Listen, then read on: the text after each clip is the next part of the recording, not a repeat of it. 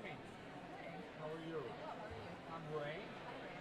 This is Nan. We're the sign language interpreters. Okay. What are you doing this morning? The Star Spangled Banner? I will be the singer in the anthem, as well as playing a really short solo for the in memoriam video. What are you going to play for that? She wants Soy Mirai? Why would I? Soy Mirai. Dreams. So there's something kind of soft. Yeah. Nice. Cool. What was your name again? Karen. Ray. Man.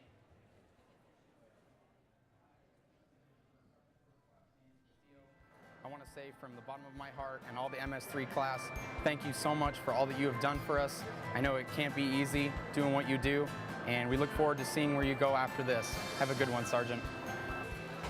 Thanks, Brenda Buck, for being an amazing advisor. I want to say a big thank you to all of our facilities, custodial, and ground services crew for all you do each day to keep all of our facilities beautiful, clean, and well-maintained for our students. Thank you very much, and go Rebels! Thanks, student government, for all your support of police services. Thank you, financial aid, for helping me with my money situation. Go Rebels! I want to personally thank Ivana Goga in the art advising department for all her hard work and kindness. It really means a lot to me, and I just want to let her know, thank you so much, Ivana. Thank you, Allison, Sylvia, Michelle, and Leah. I couldn't have made it through graduation orientation week without your help. You have worked your buns off. You are the very best. Thanks. I want to thank the staff of the Student Wellness Center for keeping the gym clean, keeping the weights all nice and shiny, because I use all the equipment all the time, and it's like the best gym in Vegas, so thank you, staff. I want to thank Delivery Services for all the help they've given our department. And I want to thank OIT for all the assistance they've given our department, particularly with the Wi-Fi this summer. And I'd like to thank Robin Tolles for all the help she's given me personally and professionally. UNLV rocks! I want to thank the staff at the Academic Success Center, particularly Remy Marwa, David Forges, and Anna McDonough, for encouraging me to find my passion here at the university. Every day, their hard work encourages me to work hard for the students also. Thank you. Thank you, UNLV advising community, for the way that you work with students with accuracy, with commitment, and with care that makes a difference to our university. I want to thank Elisa and Kelly in the anthropology office for keeping the anthropology department running smoothly. Thank you from the entire anthropology faculty. Go anthropology, go Rebels! I want to thank my Kappa Delta Chi sorority sisters for all the loving memories, for keeping me connected to the community with service, and for teaching me how to lead with integrity. Thank you, Rebels, for getting involved with the campus community and making UNLV a great university. Go Rebels! Thank you, Parking Services, for making parking easy on campus. I'd like to thank the students in the campus community for their support of the Landscape and Grounds Department at UNLV. Go Rebels! Thank you, ASC, for the scholarship, and Katherine Johnson. Thank you, Go Rebels! Hi, UNLV. I want to take time to say a personal thanks to Robin Wood for all your help since I have been back, to Miss Yolanda Rayford for your inspiration and assistance and encouragement, CAEO, and Gear Up, especially for all that we do for the youth in our community. And thank you to UNLV. Go Rebels! The organization that I'd like to thank on campus is the Urban Sustainability Initiative. Through a graduate assistantship that made it possible for me to continue my education and my research. And three very special people who have made all the world difference in my life are Dr. Tom Pachota, the late Dr. Ron Smith, and Donna Morrell. Go Rebels! Hi, Dr. Anderson. It's me, Jordan. I just want to thank you for taking me under your wing and all your encouragement. So once again, thank you. Thank you to the Student Union for being a hub of campus activity. And remember, scarlet, gray, every day.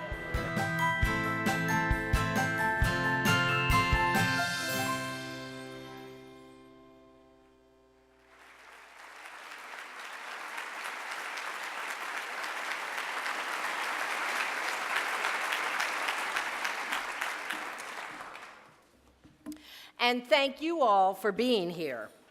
May I request your attention for the presentation of the colors and our national anthem.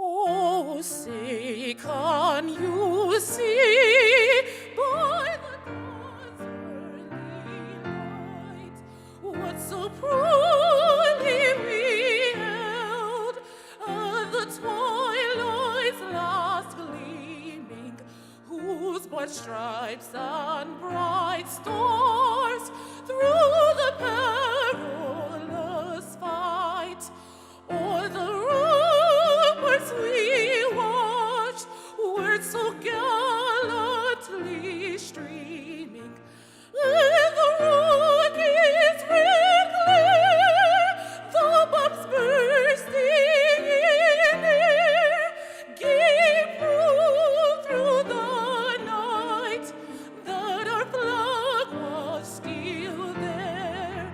Oh, say does that star-spangled banner yet wave o'er the land of the free and the home of the brave?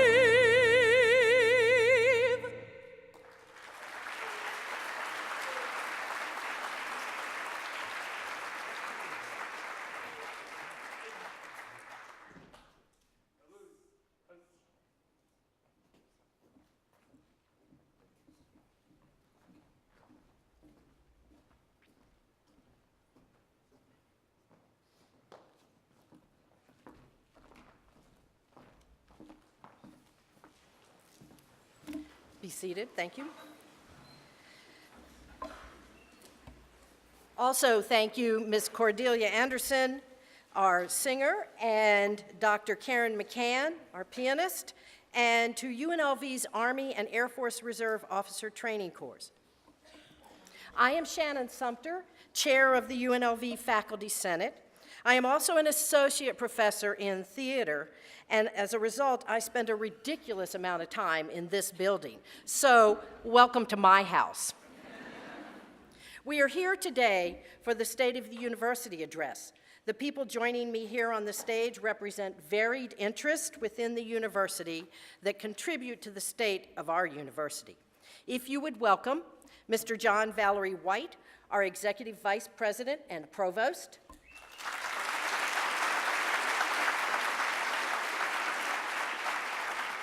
Dr. Tom Piota, our Interim Vice President of Research and Dean of the Graduate College.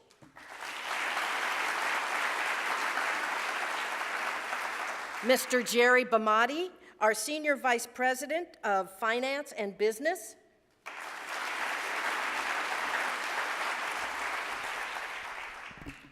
We are also delighted to have many distinguished guests joining us today. If you would please stand as you are introduced. We are joined by several members of the Nevada State System of Higher Education Board of Regents, Mr. Kevin Page, Vice Chair, Ms. Andrea Anderson,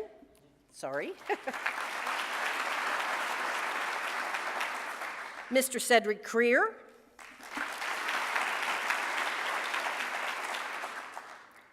Dr. Jack Lund Schofield,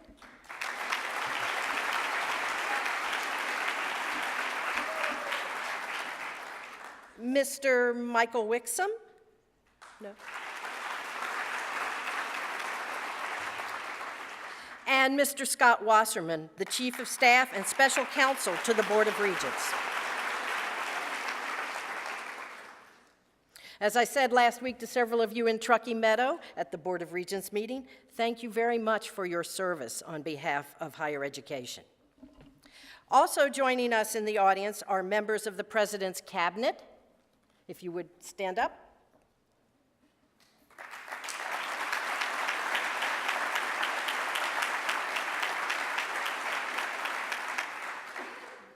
We also welcome Steve Hill, who is Director of the Governor's Office of Economic Development.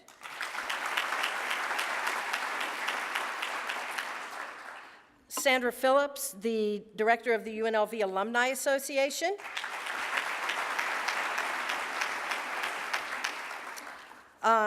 Michael Venozzi from Senator Harry Reid's office.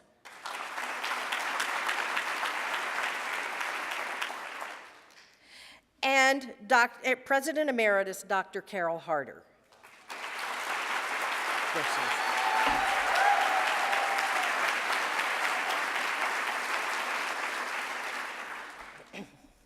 A year ago, when I ran for the position of Faculty Senate Chair, the focus of my singular campaign speech was shared governance, the means by which faculty and staff participate in the decision-making process within the university. Shared governance requires not just acceptance of faculty involvement by administrators, but a willingness of faculty and staff to participate. Sadly, the trying times that we have faced, and frankly still face, have discouraged many, made them distrustful, made them disengage. And yet, throughout this past year, whether it be Regent Mark Alden speaking personally to faculty Senate chairs in support of faculty rights, or State Senator Stephen Horsford addressing our Faculty Senate retreat and encouraging comment to his legislative committee on the funding of higher education, or the promotion of my predecessor as Senate Chair to a newly created Vice Provost position representing faculty, I see a willingness, even an eagerness, to share governance. Today, the President will place before us several challenges. Unlike recent years, where those challenges were mostly about surviving, these are about thriving. To accomplish these challenges, we must engage. Be proactive, reactive, interactive, and collaborative in our participation. And so, without further ado, it is my great honor to introduce to you the participant-in-chief, President Neil Smatras.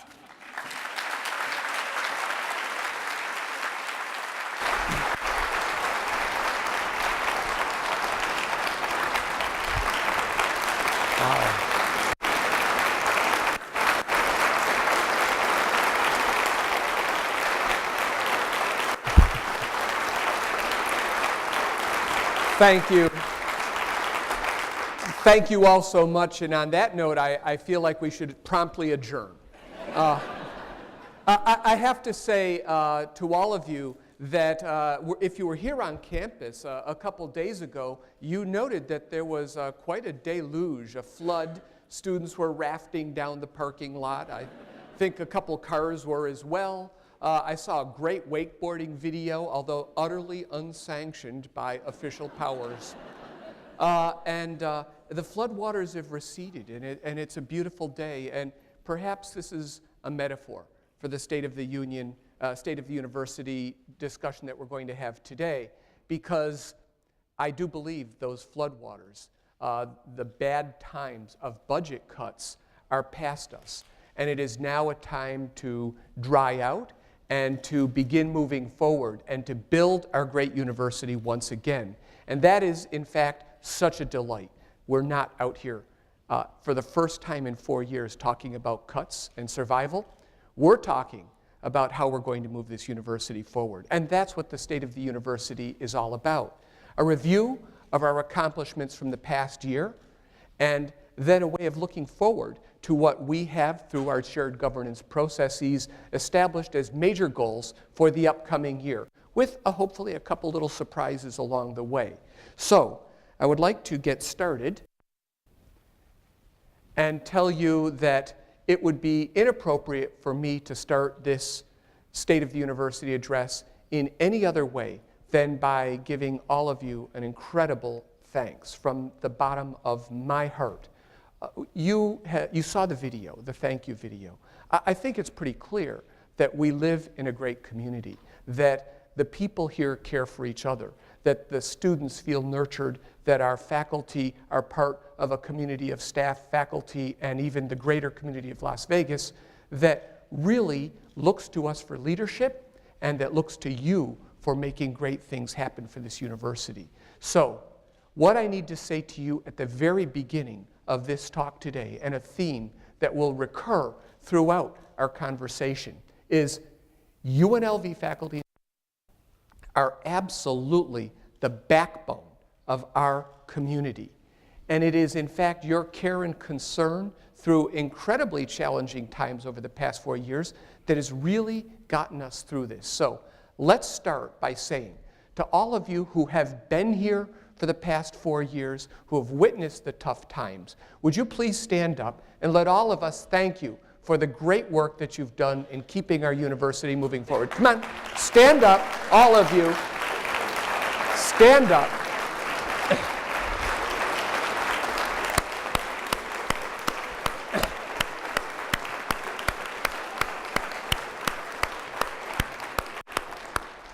Now that's great. You gave yourself your own standing ovation, and I just love it. But, you know, this year, in addition to all of the wonderful people who have been here, we had an incredible hiring season. We brought in a variety of new faculty and staff, and I'll be talking a little bit more about that later. People who came here to invest their careers, start their careers, and really make a difference. People who chose UNLV. So I would ask all of the new faculty and staff who are here to let us give you a big rebel welcome into our community. Stand up.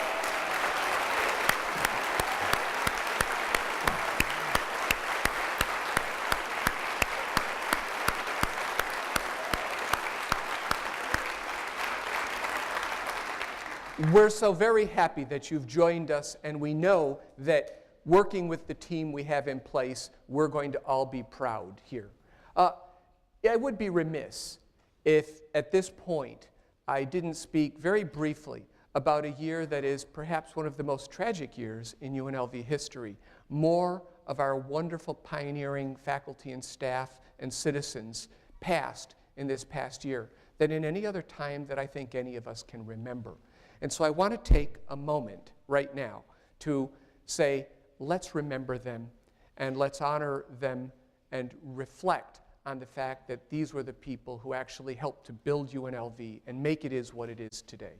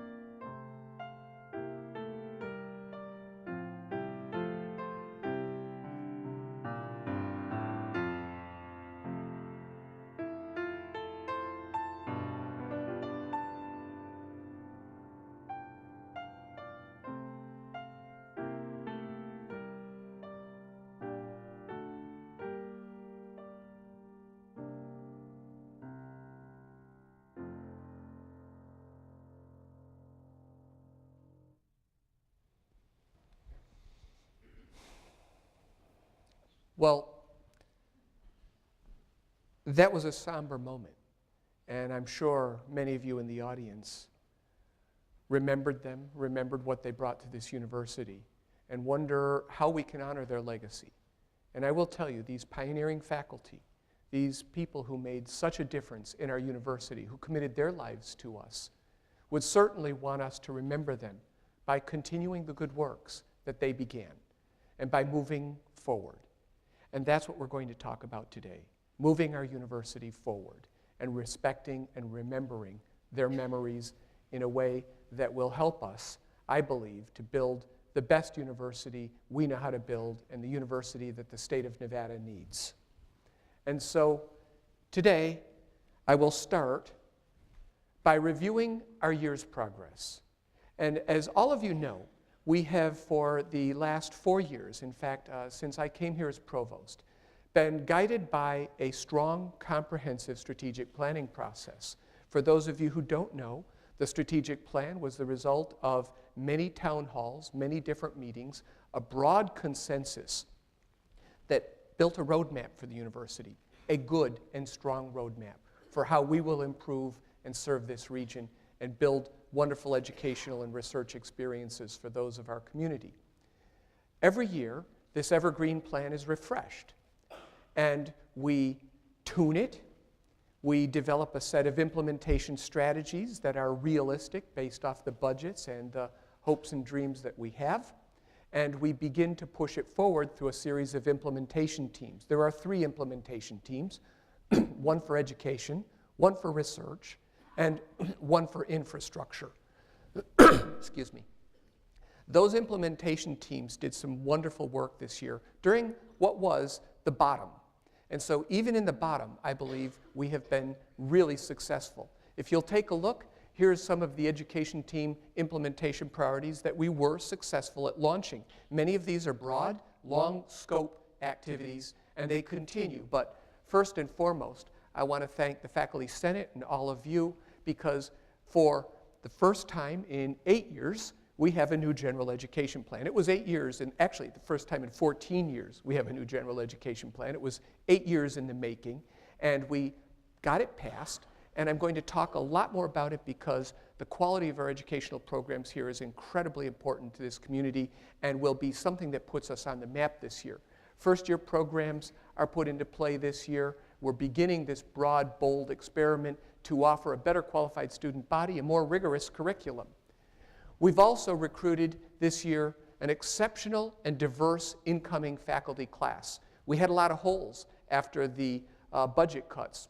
We knew that we needed to fill those holes, and it turned out it was buyer's market. We got a great incoming class, probably the most diverse incoming class that I've seen. We added 78 new faculty this year, and I know that gives all of you hope in the future, and it's so wonderful to see us replenishing our ranks.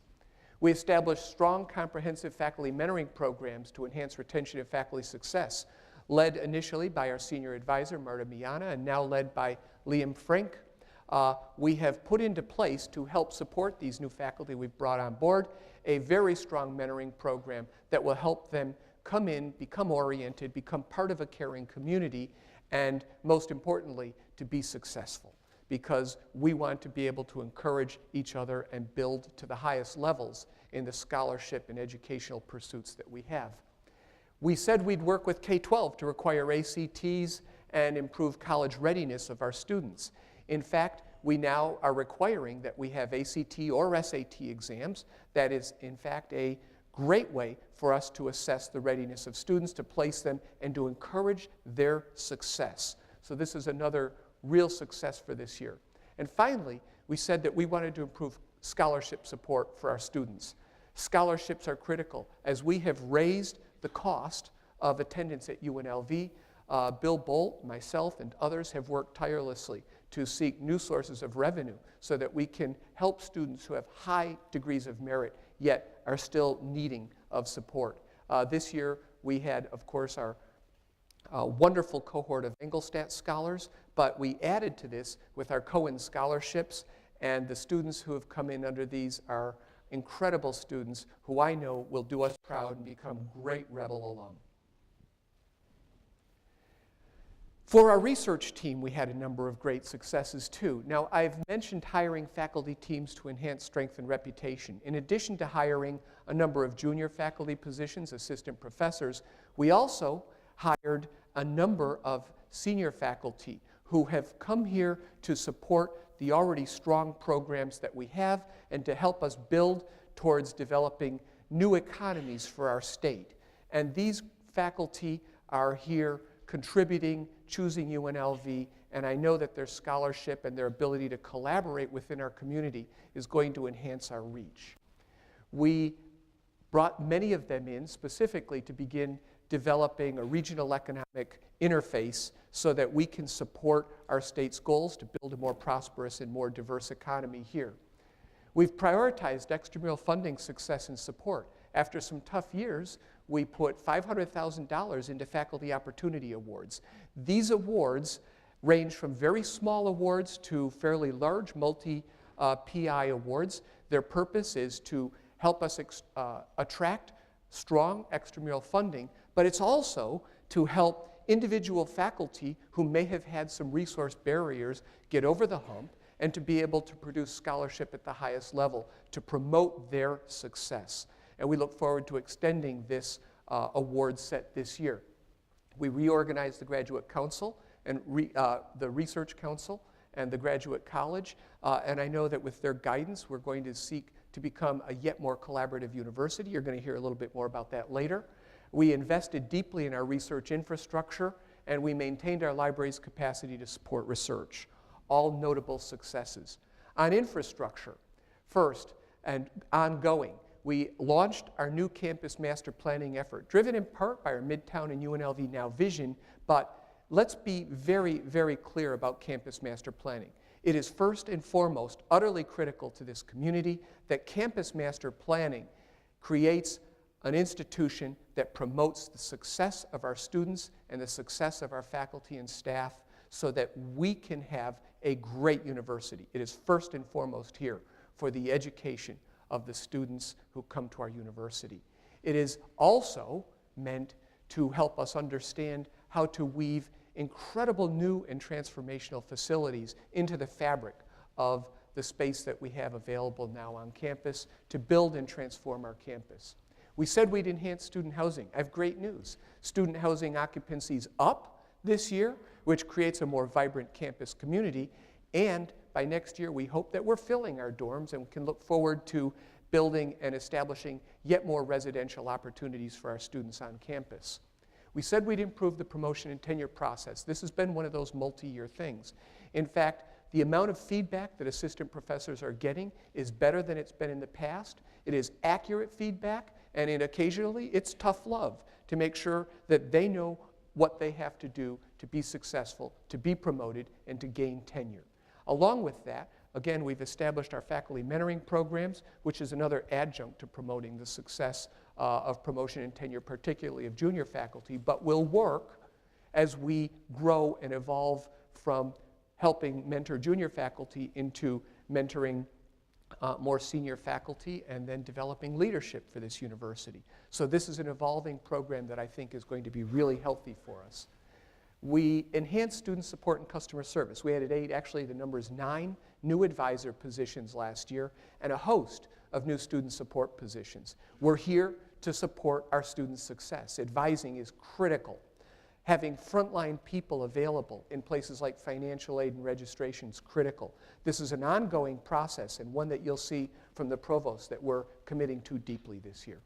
And finally, we're supporting the development of Integrate 2, which may not sound very interesting to some of you, but if you'll remember, we recently launched Integrate 1, our new student information system. Integrate 2 is a continuation of that effort. Again, a very major system-wide effort led by Jerry Bomani and Steve Zink to place new business processes and IT support into the university community so that we're more efficient and we're more effective with how we use our resources and the time of our people. Now, when you have so many successes, you also have to look at the things that you could do a little better. And last year, we had a bold and very brave set of new initiatives we were trying to implement, and we need to continue to focus on a few more items. First, we need to first and foremost work hard this year in a legislative session with our governor and legislators to restore benefits and salaries. We are squarely focused on this and committed to it. There isn't a regents meeting in which we don't mention this topic and work with legislators on this topic. It is utterly critical that we are competitive in a market-based economy, that cost of living and merit adjustments are restored. We believe that the governor is supportive of this initiative because he wants great faculty to stay in Nevada, and we're going to work tirelessly this session to make sure that this stays on the table. We also said we were going to try to develop a new formula last year. Well, we, through the leadership of Chancellor Klaich, the Council of Presidents, and through the Interim Studies Committee on the Funding of Higher Education, we now have the backbone of a new formula. And I will just give you the briefest of highlights. Once and for all, we have agreed that we will separate tuition and fees from the contributions of the state. This works well for UNLV, and it allows funds that are raised on our campus to be invested here so that our students can be confident that funds that they contribute to the university are invested back into their educational programs. It also, for the first time, rights a historic wrong. Our funding formula has been deeply inequitable. The new funding formula establishes close equity between research institutions and our community colleges, and I will tell you, is a far cry better than what we have had in the past. I strongly support this. We're not over the finish line yet. We will have to work with our legislators very, very hard to keep this moving forward, but it is a top priority that we will continue this year. 3 years ago, during some of the darkest times that this university had experienced, this campus pulled together in a way that I have never seen on any other campus before. We faced our decanal accreditation visit. This was a difficult visit. Yet, when they came here, they saw a campus that was resolved to improve, a campus committed to bold new programs, a campus that was doing what it needed to do through tough times to put itself onto a strong foundation to build for the future. And we got one of the best accreditation reviews I have ever seen in my academic life. I was so proud. That was one of the great shining moments of our university. In the new world of accreditation, we will be visited every 3 years. I know you can hardly wait. But what is important about this accreditation visit is that it takes the strategic plans and visions that we have been working on for the past few years, and it embeds them into the new accreditation program. And I believe, once again, we will have a chance to shine and to gain national attention through accreditation. And I hope that we'll pull together this year for our spring visit in the same way that we have in the past. We continue to pursue the UNLV Now vision. You're going to hear a little bit more about that later, but this is an exciting program that will undoubtedly transform our university and put us in the same sentences with the top-ranked national research universities around the country. We said we'd improve our IT infrastructure and integrate too. We're working on an IT master plan. We're making some bold changes this year. And again, they won't come without some effort, but we will continue to pursue these. We said we'd improve campus climate. One of the things that is a recurring theme this year is that our community has worked so well together, but we have a ways to go. We need to make sure that we've extended that concept of a caring community throughout our faculty and staff to make sure we're supporting the advancement of people, to make sure we're developing new leadership, and to make sure that we're creating a warm and welcoming environment in every single department on campus. Towards that end, we will be launching a search for an ombudsperson here shortly, and I believe that through the mentoring programs and other initiatives that you'll see highlighted later in this program, you will understand that we are completely committed to improving our campus climate and making it welcoming and supportive to all. And finally, and perhaps most importantly, I've mentioned our general education and first-year program. Now, we've passed it. We've launched the first year, but there's a middle and an end. And this is an evolving process that will put us on the map. I got to step back and say this is, to me, one of the highlights of what we're doing this year.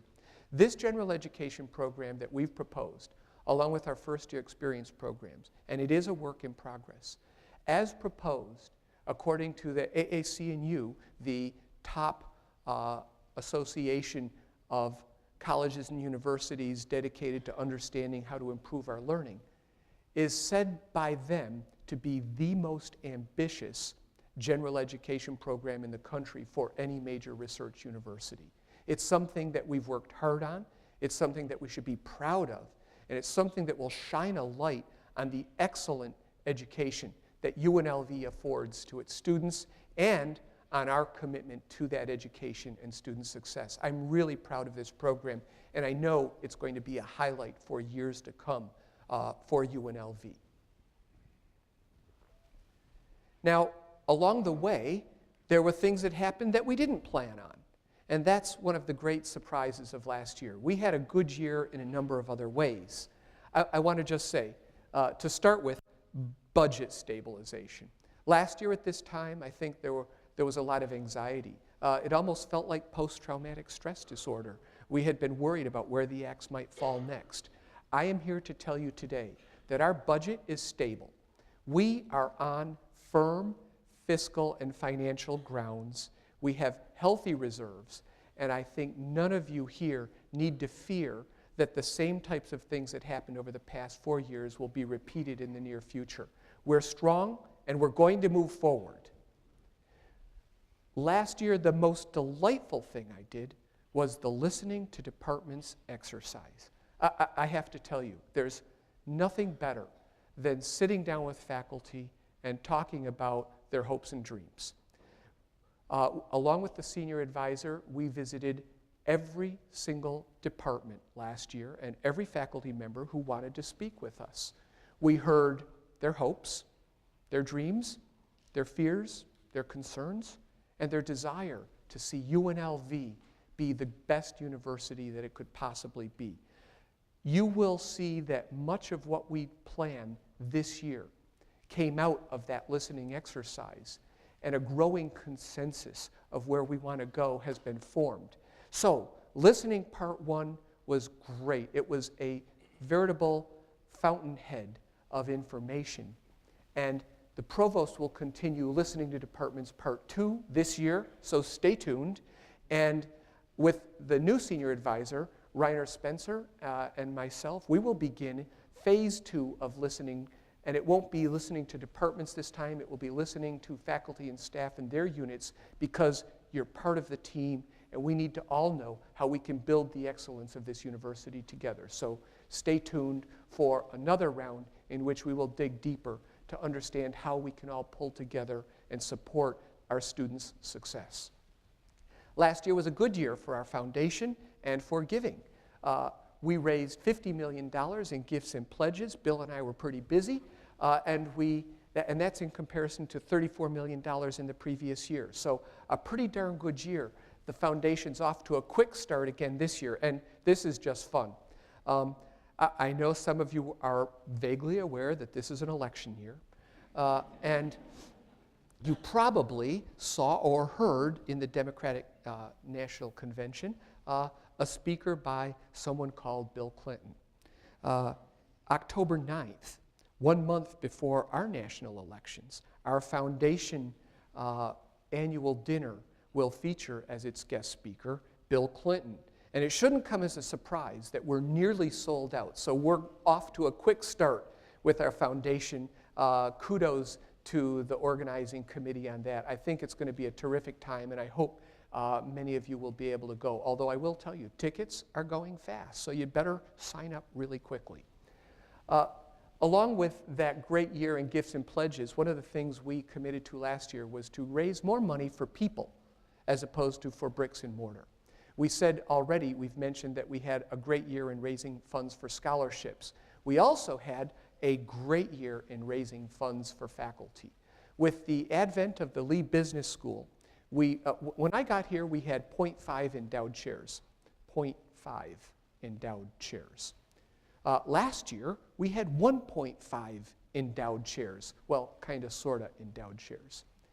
After we received the very generous gift from the Lee family last year for naming the Lee Business School, we can now say we have 11.5 genuinely endowed chairs for our university. So I'm going to mark this as a 1,000% increase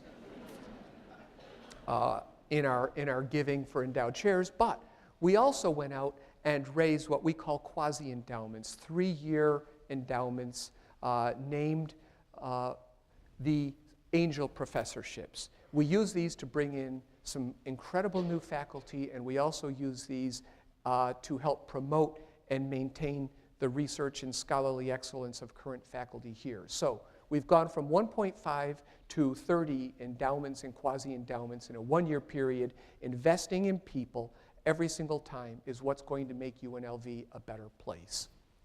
We made large investments in our academic and research infrastructure, $9 million invested in critical areas, not just invested as patches to fix a failing infrastructure, but invested for the future to promote research, scholarship, and educational excellence. It was a major investment that we've made. I'm not saying that we're done. I'll say that was a pretty big tranche, and Jerry's looking over at me, which means I need to stop talking now. We also are thrilled to tell you that while we know many of you have suffered because the PEBP benefits plan has left people high and dry and left them without medications and access to medical service. And this is one of, to me, the greatest greatest challenges we face and one of the most severe deficits in how our state's approached taking care of the employees who work so hard for our state. One of the things we're doing is taking that into our own hands. September 17th, and I want to thank Juanita Fain and Jamie and the team in the Student Affairs Office. September 17th will be the grand opening of our faculty staff immediate care clinic. This will be an opportunity for you to take care of things in a very inexpensive and timely fashion, let you stay at work, let you make sure that you are healthy, and I hope that you'll join me for the opening. I think this is going to be a wonderful way to make sure that all of you know that we do in fact exist in a caring community. So I'm really excited about this opening. Now, it's time to turn away from the past year. And while it's, let's say, incredibly dangerous to use football metaphors around this time of the year, I'm going to try one nevertheless. For the past 4 years, we've been playing defense, and we held the line. Not only did we hold the line, we made some progress. This year, we're switching from defense to offense, and we're going to push the ball down the field. And I'm very, very excited about what the road ahead will lead to. As usual, during our planning sessions, we gathered a wide variety of stakeholders, faculty, senate, internal and external community members, staff members, and our administrative leadership team. And we met in August, as we always do, to tune up our plan. But as we met, things were just a bit different. First, there's a signal change because we weren't talking about cuts for the first time in 4 years, and that was great. But the second thing that happened was people wanted to step back just a second and regain perspective and ask why we were here and what we were doing and where we were going. And they wanted to take a breath and reaffirm what kind of campus they wanted to be on. And I think that this is probably one of the healthiest and most productive of these meetings that we've had. In fact, what we said at this meeting was really important.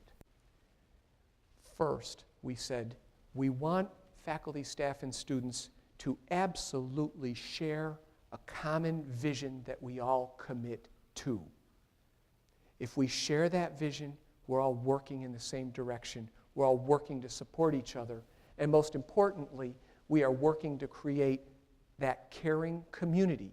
And what I heard from new faculty during our orientation and from existing faculty is we want to be at a place where we feel valued, We want to be in a place where our colleagues respect us. We want to be in a place where we feel nurtured and supported, and where in turn we can share that nurturing atmosphere with our students to promote their success. I can think of nothing more important this year than that we all make an individual commitment to promote that caring community and to make sure that as we move forward now into a more aggressive building phase, we are moving together with concern for each other. We want to create a more collaborative university. We want to be able to cross boundaries internally and externally so that we can solve problems, improve education, and achieve our goals and help the community around us. This is really important, and you'll see that collaboration is going to be a key part of the new things we're rolling out this year.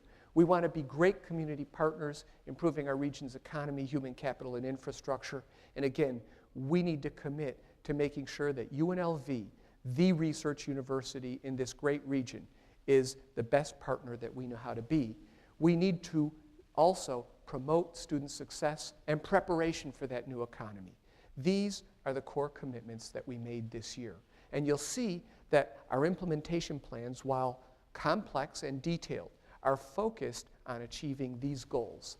If we do this, if we commit to these, we will make UNLV a first-choice institution, proud in our state, proud in the Mountain West, and proud in our country. And that is where we are going. Well, I'm not going to go over each of these in details because for the first time in quite a while, our top planning priorities and the very long job list that we have is being introduced to you by part of the administration team. In the past, you haven't necessarily seen the leaders of our implementation team. They're people from our cabinet.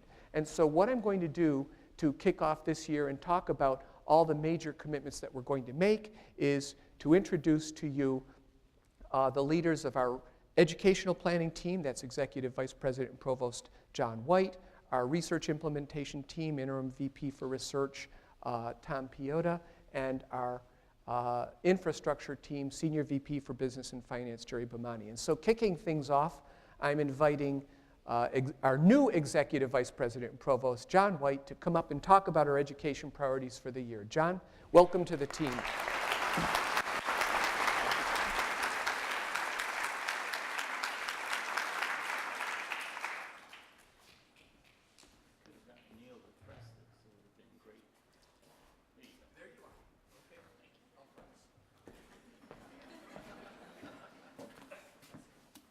You'll see that our priorities here are divided into several groups, and I want to focus on the groups more than anything else.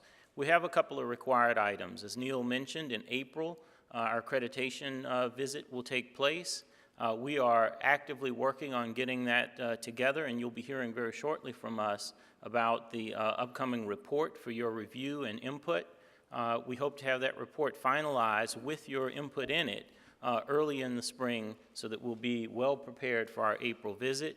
We also want you to be here and present and engaged for that visit. We'd like to replicate the success we had at our 10-year visit a few years ago.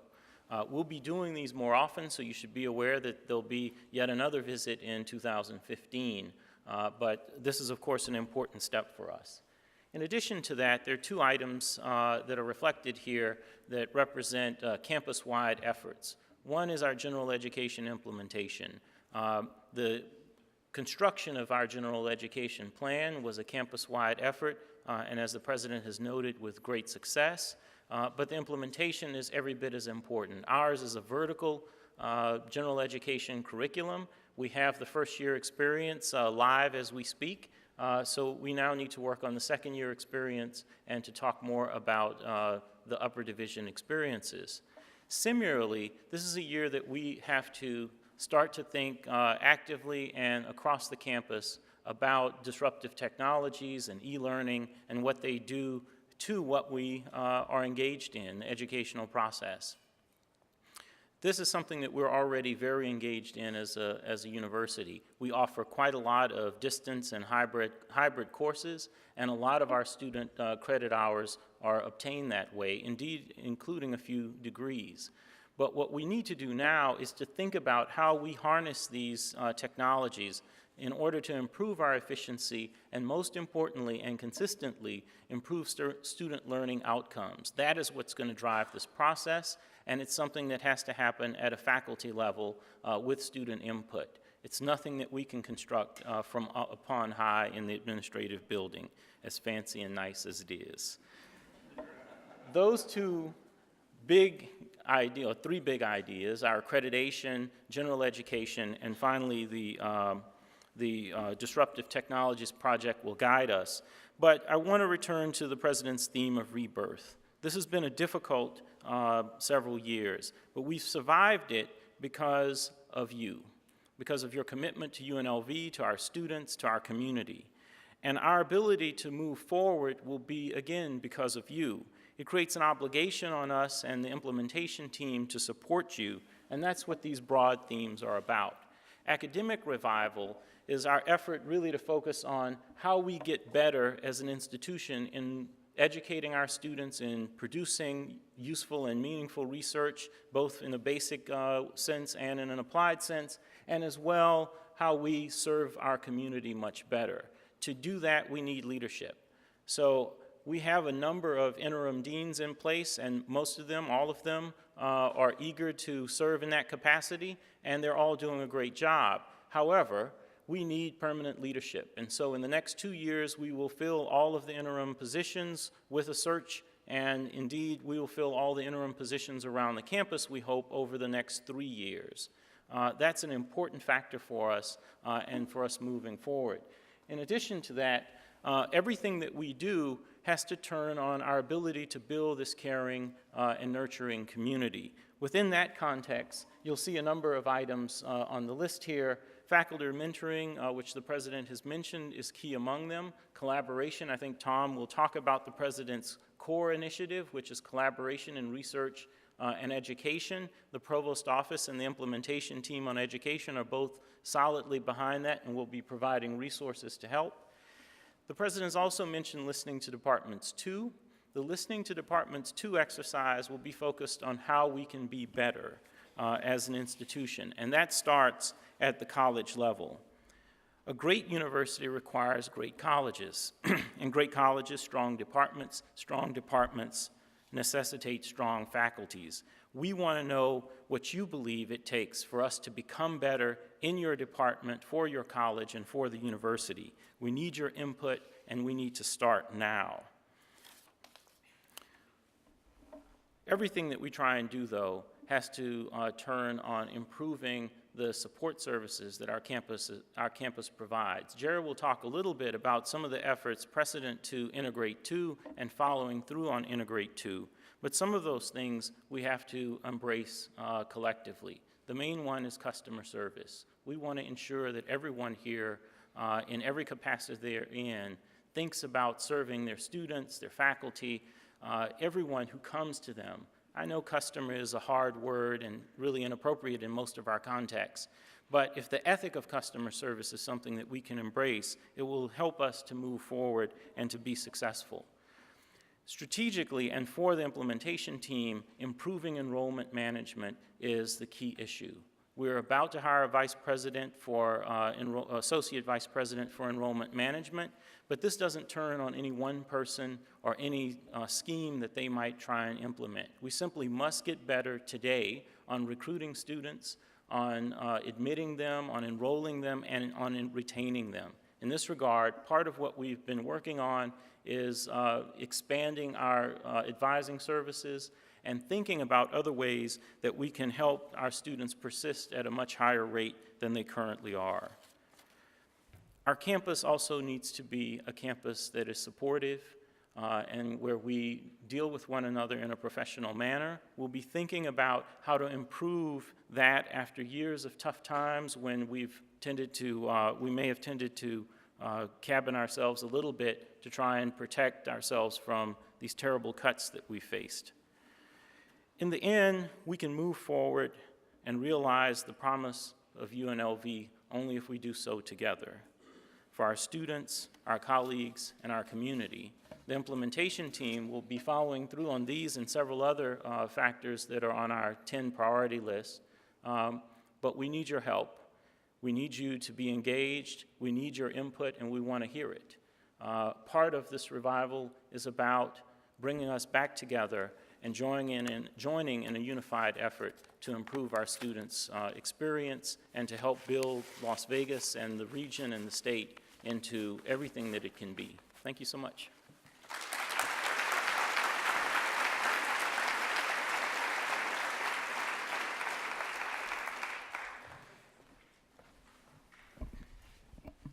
Good morning, Jerry Pomati, and I'm going to talk a little bit about the infrastructure priorities, and I'm going to try to go fairly quickly because we're running a little short on time here. Let me go through these very quickly. Neil mentioned some of these, PEBP and healthcare. We are totally unsatisfied with the healthcare program that we can offer to our employees, and so we're committed to bringing forward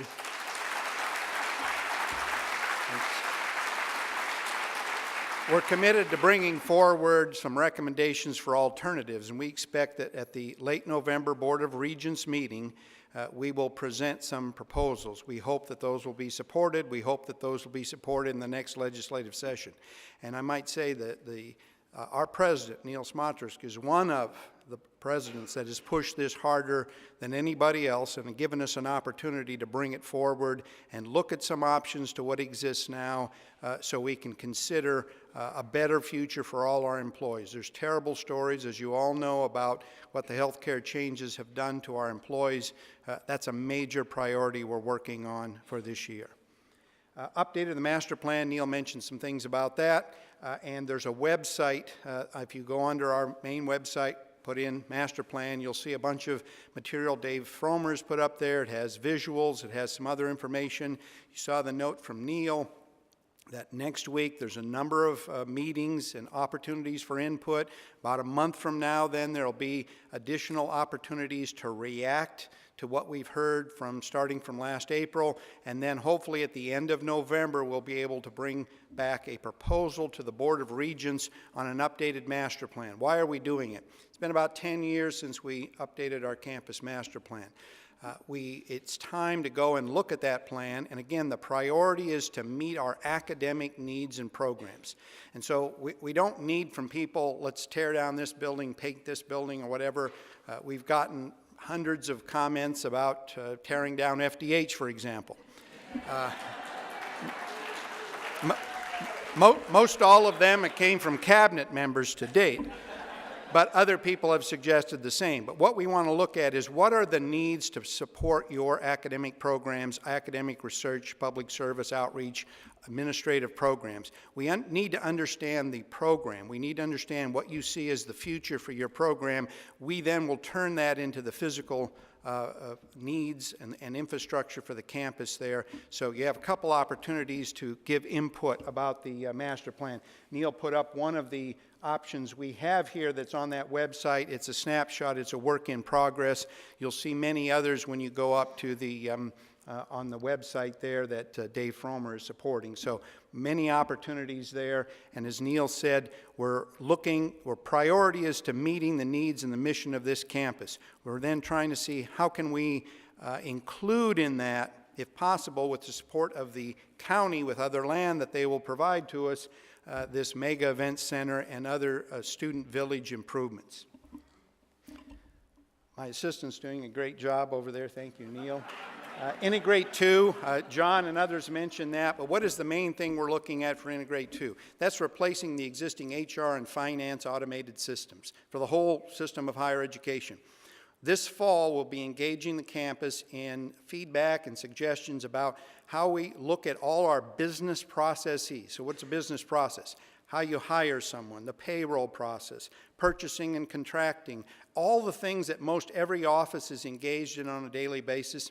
And what we're going to do is come up with a priority for best practices for all these major priorities and business processes, bring them back probably next spring, summer to the Board of Regents for hopefully approval, and then we'll go buy an automated system software that meets those business processes, and hopefully we won't have processes that are either, like we have today, born out of history. We've been doing it it that way, or because of the limitations of the existing software system. So this is the opportunity to define a new way of doing business going forward, very, very critical. Funding formula, Neil mentioned that, and there'll be a lot of work on the next legislative session with that. Our top capital priority, as most of you know, is the Hotel College Academic Building, so we're hoping to get support again in the next legislation for that.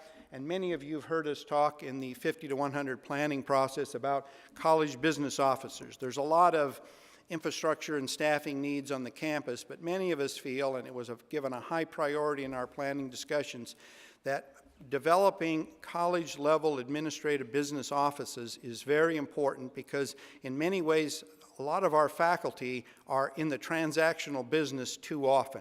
And so I'm going to be working closely with the provost to see how we can roll that out at least on a pilot basis, hopefully in the next year.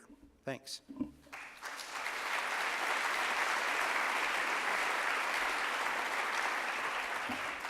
And I'm Tom Pihota, and I'll be talking about some of the research priorities. And I think we all recognize there's a lot of research priorities, and we could probably have a really long list there. But I want to maybe highlight some of the really exciting ones there. And I would say the top one there is probably the most exciting one that you've heard some mention of already. CORE stands for Collaborative Research and Education. And this is something that's grown out of what the president mentioned before, out of listening to departments exercise, that he's heard faculty want something. We want to create a collaborative environment on campus. Certainly, campus leadership has heard that and looked for ways, how can we support that, and how can we create a supportive environment for that. So this is an initiative. It's something that's just beginning. It's not fully formed yet. But if I had to tell you what CORE is right now, I would say that CORE strives to achieve excellence in collaborative research and education. It addresses contemporary societal, environmental, technological, and economic challenges for our community that have national and global significance.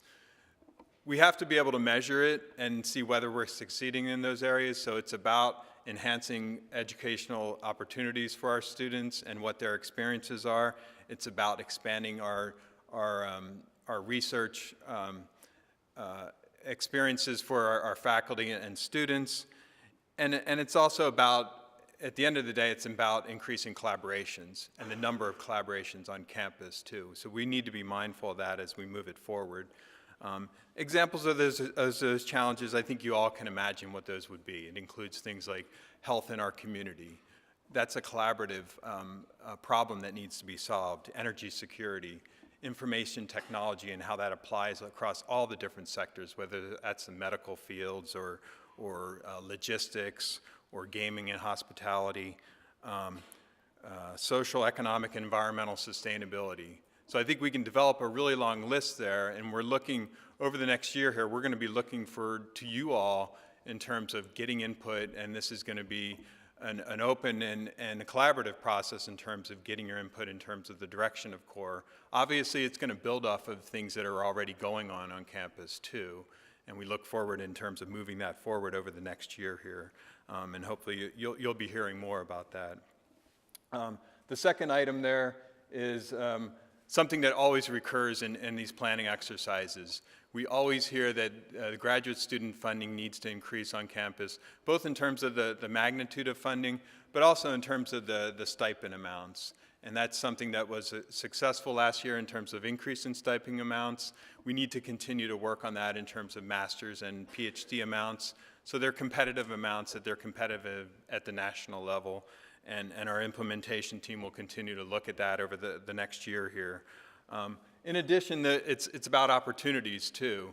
Opportunities, fellowship opportunities that address workforce needs in our community, because there are a lot of workforce needs that tie to economic development in the community, but also about addressing diversity issues in the community too, and fellowships that address those. I touched some on competitive grant funding, but certainly great research universities and first choice universities certainly rely on competitive grant funding, and we have to look for ways to enhance that. The president talked about our Faculty Opportunity Awards program. we're going to look to continue that this next year, and that's about seeding efforts with what faculty are doing and how that can help them write more competitive grants.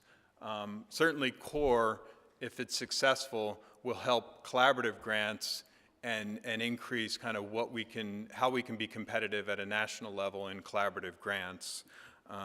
So we hope we can increase competitive grant funding with different initiatives on campus. And then the last two items there, technology transfer and economic development. I think you're hearing a lot about that, and certainly we're privileged to, and thank you, Steve Hill, for being here from the Office of Economic Development. It's really important for us to tie what the university is doing with economic development in the state, and we recently started up our Office of Economic Development. It's about helping bring the intellectual property that's being developed on campus and bringing that to bringing that forward, whether that's for developing patents, licensing, commercialization, and startup companies. So we have that support structure in place now to support that, and we look forward over the next year here and into the future in terms of faculty kind of bringing that intellectual property forward, because we've had some great interest in the last months here in terms of people bringing that forward now. But it's also about tying as I said, it's about tying our mission to economic development and the workforce needs of the community.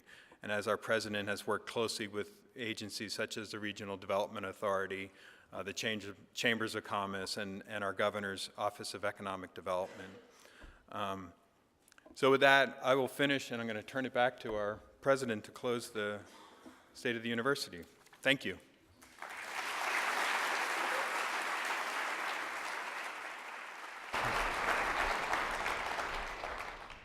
Well, keying off the last 2 points that Tom made, it's clear that UNLV is going to be an engine of the economy here in Las Vegas and in Nevada, and it's clear that we need to up our game.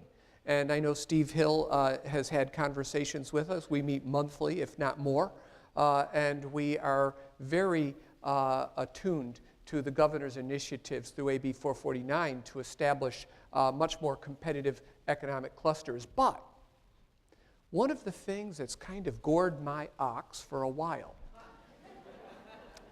not you, Steve,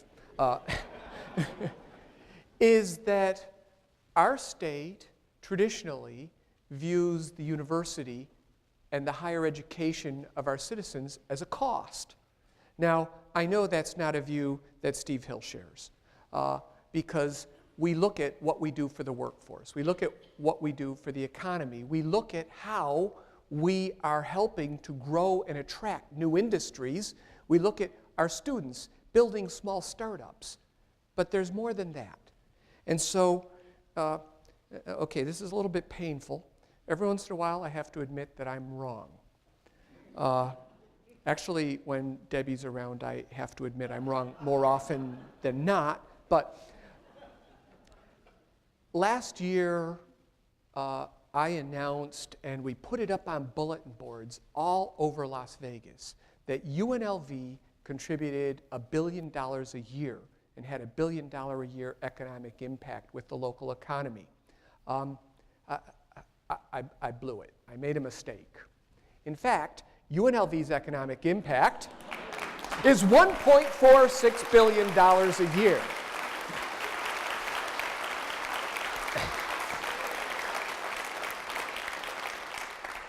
And just today, we released this report, which is out of our own Center for Business and Economic Research, done with the most rigorous methodologies. And it says, in brief, that for every dollar the state spends on UNLV, they can expect a return of over $8, about $8.50.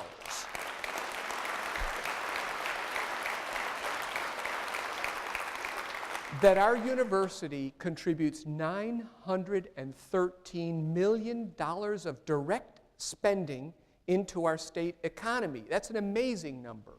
That if you take a look at that plus the dollars as they're respent, the so-called economic multipliers, you arrive at this number. But if you dig a little deeper through this report, and it's a great report and one that is being announced today for the first time, you will see not only are we helping through the dollars we spend, but we are helping through our commitments to produce a superior workforce. And here's another tidbit that just makes me happy. Last year, we handed out our 100,000th degree because a lot of UNLV students come back and get graduate degrees or second degrees. This year, we will be handing out our 100,000th alumni's diploma. And I know Sandra should be very, very happy about that.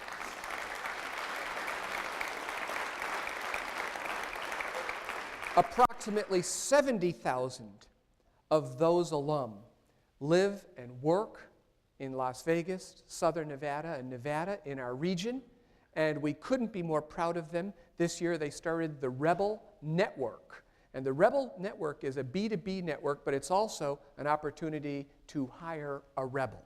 And it's working already, and so the Rebel reach is extending through our fair city.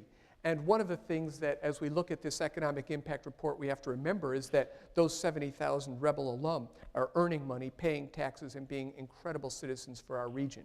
Now, one of the things that we should note in particular out of this report is that between Thomas and Mack, Sam Boyd, and the Cox Pavilion, we bring in $365 million a year of direct spending into our region. Much of that is an export economy. Over 70% of that comes from out of state. That's a great number. We are part of the economy of Las Vegas. We are doing wonders. Now, imagine, given that we have about 18,000 seats in the Thomas and Mack, and this year they'll all be sold out, what happens if we put up a world-class, first-in-kind stadium project on our campus as a town-gown partnership that seats 60,000 people and grows the pie for Nevada and builds yet a stronger export economy? I think it's an incredible vision.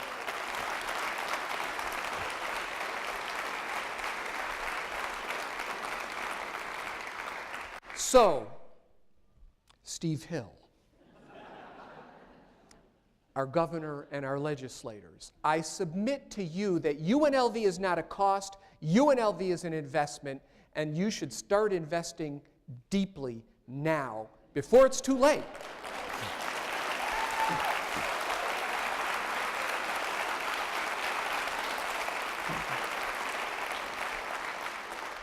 Well, to get back to the matter at hand, you've heard today wonderful reports from our three vice presidents and our executive vice president and provost about the plans that we have. That's the tip of the iceberg. You can go to our website and you can drill much deeper into the implementation steps that we're going to take.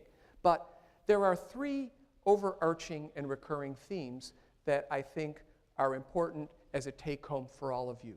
First and foremost, we all want to be part of a caring community.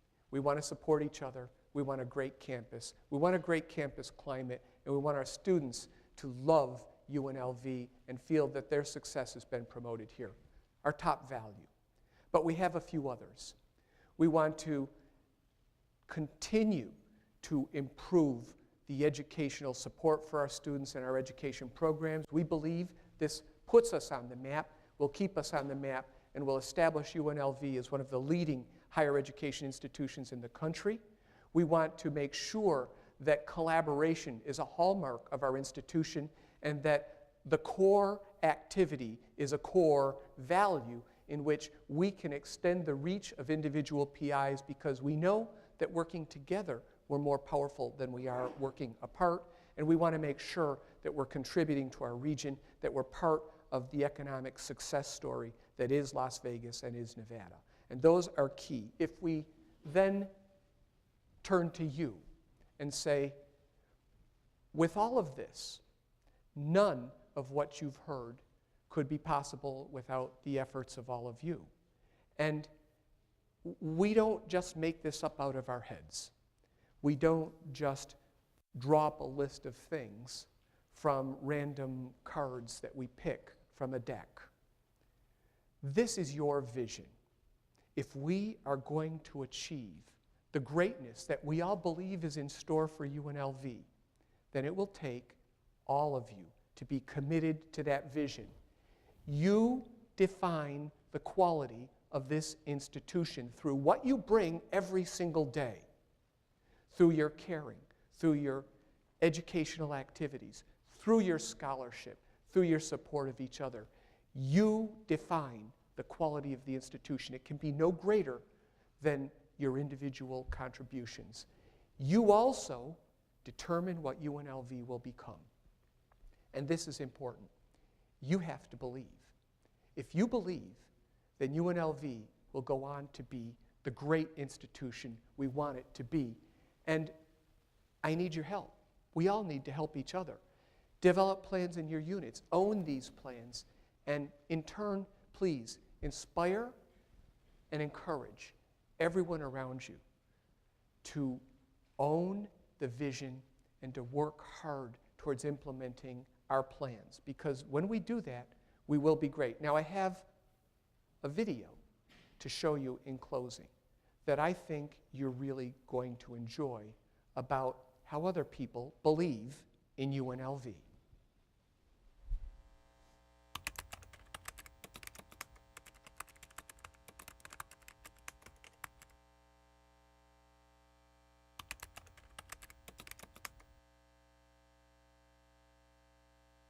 From the perspective of a donor as well as someone who is raising their children in Nevada, we believe in UNLV because it is our community university.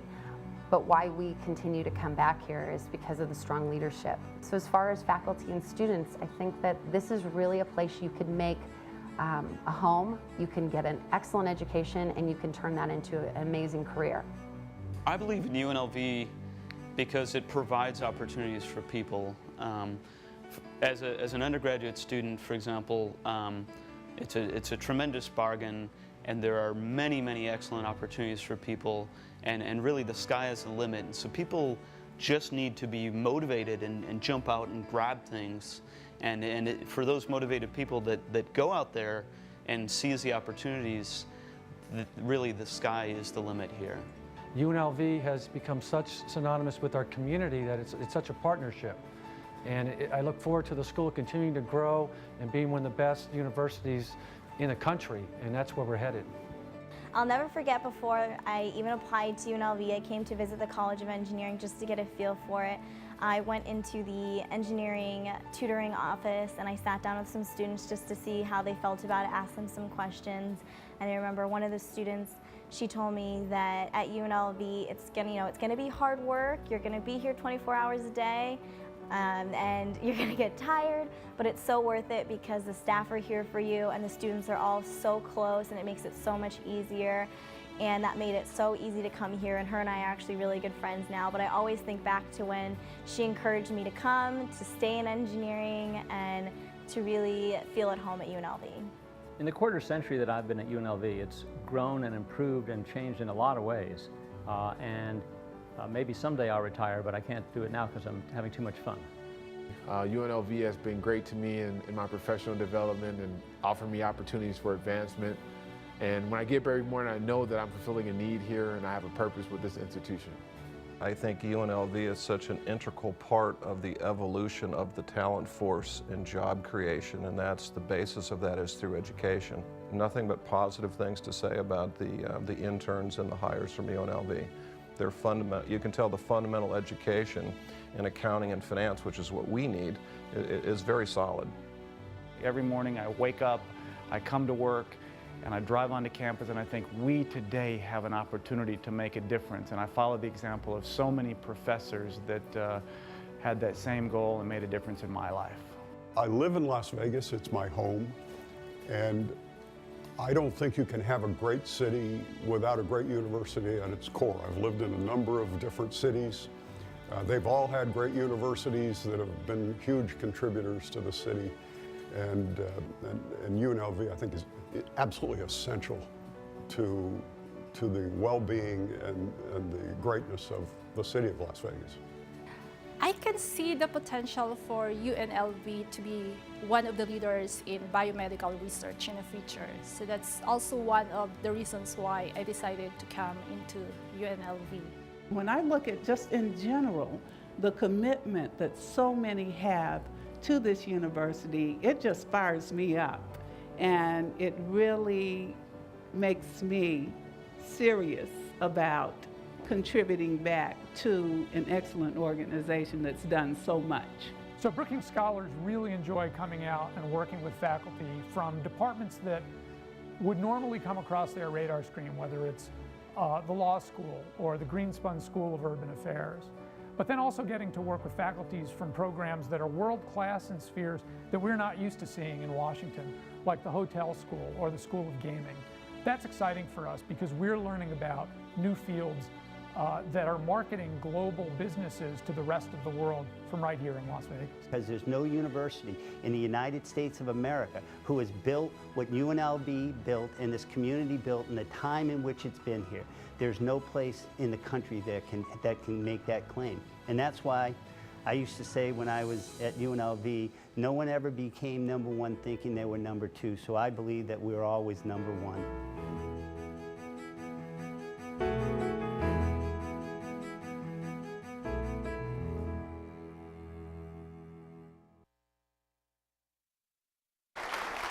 I have to say, I thank the people who did those spots. They were unscripted, but you can see the love that they have for this university and their belief in this university. And that shouldn't come as a surprise to all of you, because you're the ones who made the university what it is today, and you're the ones who inspired their belief.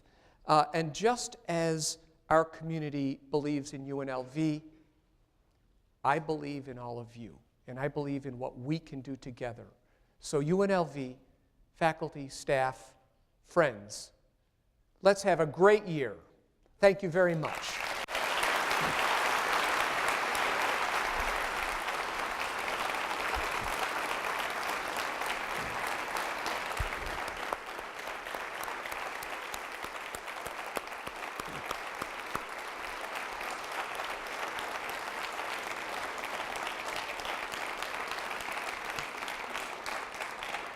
Now, I know many of you have to go, but Mary Hausch's journalism class informs me that I need to answer questions. So I'm happy to address a few questions if there are any, not to extend this too long. For those of you who have classes to go teach, please, by all means, take care of our students.